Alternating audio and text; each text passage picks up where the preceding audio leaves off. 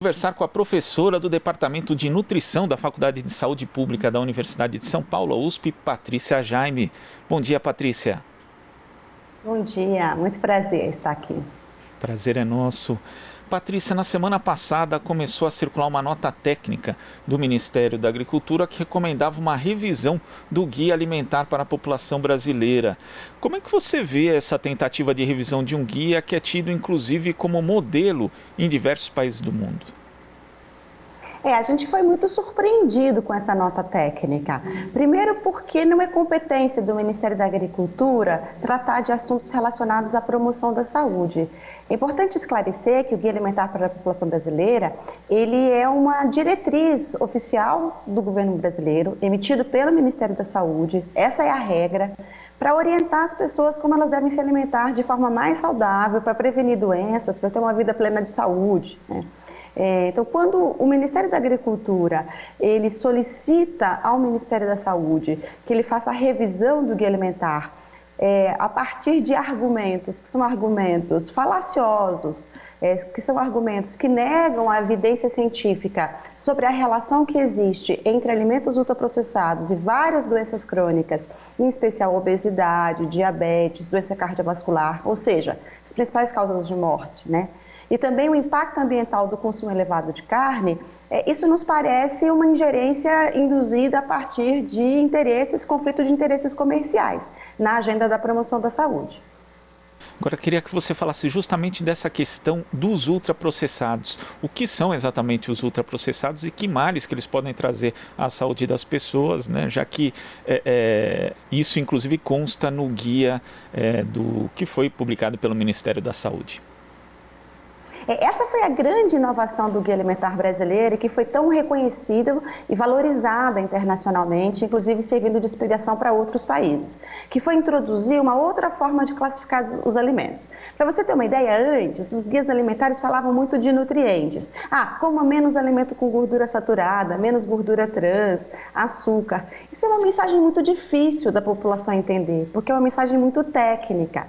Então, a classificação nova, ela organiza os alimentos, classifica os alimentos segundo a extensão e o propósito do processamento. E cria uma terminologia específica, que são os alimentos ultraprocessados, que é um tipo muito específico de alimento industrializado. Não são todos os alimentos industrializados, mas são produtos alimentícios que são feitos de forma muito barata e que praticamente você não tem mais o alimento, a matriz alimentar. São feitos a partir de commodities agrícolas, como isolados de soja, para ter proteína, açúcares, gorduras e muitos aditivos que destacam sabores sensoriais, que tornam esses alimentos super gostosos. Basicamente, refrigerante, salgadinhos de pacote, bolachas, biscoitos, comidas congeladas industrializadas. E a evidência mais robusta que existe é que eles aumentam muito o risco das doenças. Por isso, a gente precisa falar sobre isso no âmbito da saúde. Inclusive, outros países adotam já adotam ou começam a discutir medidas restritivas, né, a esse consumo, a venda mesmo de ultraprocessados, inclusive com questões influindo na questão tributária, por exemplo. Aqui no Brasil, só com guia já causa esse mal-estar, digamos, na indústria, Patrícia. É muito curioso isso, porque o Guia Alimentar ele só está querendo falar para as pessoas sobre alimentação saudável, é o direito à informação, o básico numa democracia, o direito à informação, né? E as pessoas dizem, isso agora é o Estado querendo dizer o que eu devo comer ou não comer. Não é verdade, é só orientar. Agora, por outro lado, a gente tem políticas de Estado que favorecem o consumo de alimentos ultraprocessados. Por exemplo, os subsídios que o governo brasileiro dá para a comercialização e a produção de refrigerantes no Brasil, né? Há países que estão enfrentando esse desafio tributário, como por exemplo no México, que agora a gente tem que há um tributo que taxa bebidas açucaradas como os refrigerantes. E outras experiências muito interessantes, como no Chile, que tem uma rotulagem nutricional de alimentos que mostra para o consumidor quais são os nutrientes críticos, né? Melhor informa o consumidor na hora da compra.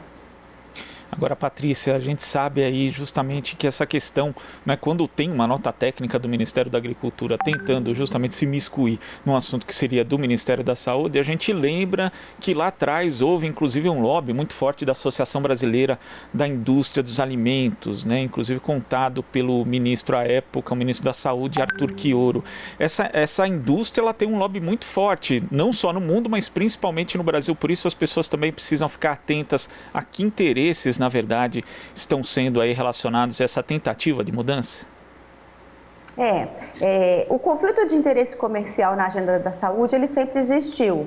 A grande questão é a capacidade que o Estado brasileiro passa a ter a enfrentar, fazer resistência junto com a sociedade civil organizada para essas atividades de lobby. A indústria de alimentos sempre quis barrar a publicação do Guia Alimentar, mas o Ministério da Saúde tem um compromisso com a saúde pública, a saúde dos brasileiros, a promoção da saúde e desenvolveu um processo muito democrático, Glauco. Assim, a gente fez consulta pública, envolveu vários setores da sociedade, então é falacioso o discurso que alguns setores não foram envolvidos no debate.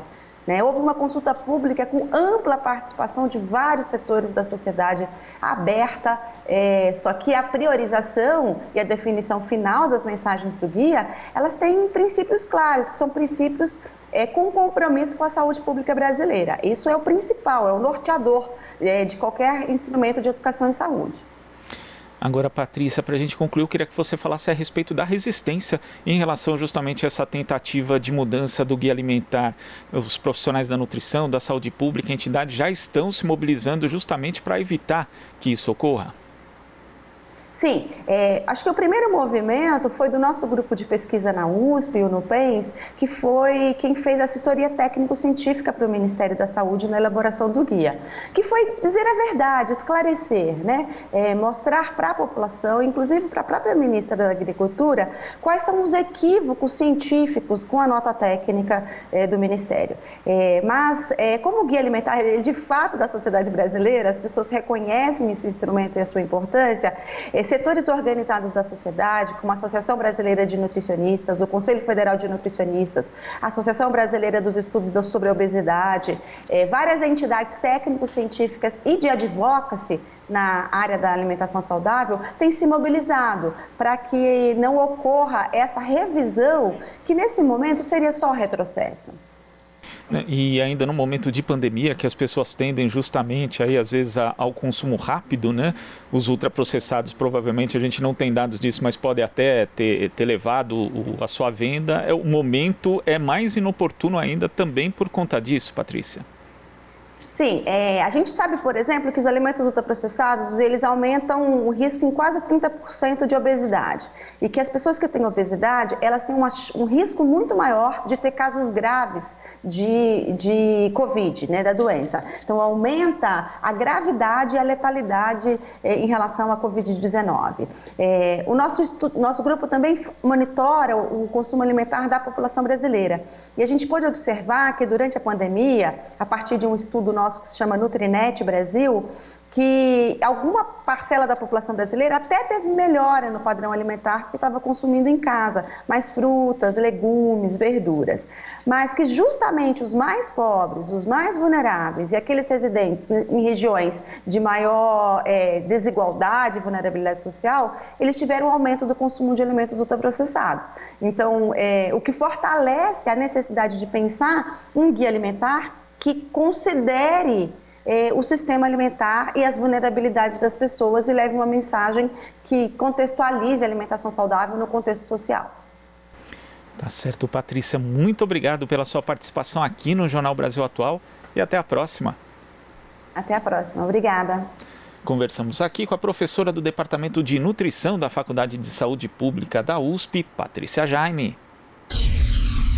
Aqui você ouve as notícias que os outros não dão. Jornal Brasil Atual.